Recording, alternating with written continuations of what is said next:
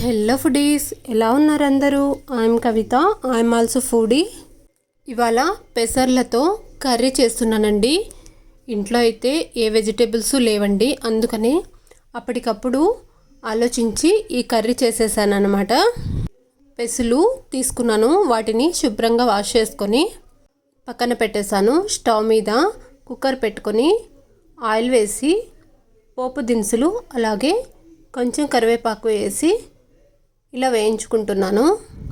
ఇవి కాస్త ఫ్రై అయినాక ఆలోపు ఆనియన్ ముక్కల్ని అలాగే పచ్చిమిర్చి ముక్కల్ని కట్ చేసి పెట్టుకున్నానండి. వాటిని కూడా వేస్తున్నాను. వాటిని వేసి ఇంకాసేపు ఫ్రై చేసుకుంటున్నాను. స్టవ్ను సిమ్లోనే ఉంచి ఇలా ఫ్రై చేసుకోవాలండి. ఆనియన్స్ మంచిగా ఎర్రబడ్డాక ఇప్పుడు వీటిని కూడా వాష్ చేసి పెట్టుకున్నాను. చూడండి, పెసర్లని వాష్ చేసి పెట్టుకున్నాను. కొన్ని వాటర్ వేసి అలానే వదిలేసాను. ఇంకొకసారి కూడా వాష్ చేస్తున్నాను. ఇలా వాష్ చేసి వాటర్ వంపేసి పెట్టుకున్నాను. ఇప్పుడు ఈ పోపులోకి కొంచెం పసుపు అలాగే కొంచెం ధనియా పౌడర్, కొంచెం అంటే 1.5 స్పూన్ ధనియా పౌడర్ వేస్తానండి. వేసి ఇంకొకసారి ఫ్రై చేసుకుంటున్నాను. ఇది వేయించేటప్పుడే మంచి స్మెల్ వస్తుందండి. ఆ టైంలో ఇప్పుడు మనం ముందుగా వాష్ చేసి పెట్టుకున్న పెసర్లు వేస్తున్నాను. ఇలా వేసేసి ఒకసారి కలుపుకోవాలండి. ఇవి కలిసిపోయేలోపు మనం టమాటా ముక్కలను కట్ చేసుకుందాము. ఒక 2 మినిట్స్ ఇలా వదిలేసి ఇప్పుడు టమాటా ముక్కల్ని కూడా ఇందులో వేస్తున్నాను. ఇలా ఒక పండిన 5-6 టమాటా పండ్లను అయితే వేస్తానండి. ఇంట్లో ఇంకా ఏ వెజిటేబుల్స్ లేవు, టమాటాలు మాత్రమే ఉన్నాయి, అందుకని టమాటాలు వేసాను. ఇప్పుడు ఇందులోకి కొంచెం సాల్ట్ వేసాను, అంటే సరిపడా సాల్ట్ వేసుకోవాలండి. ఇప్పుడు తగినంత కారం కూడా వేసుకుంటున్నాను.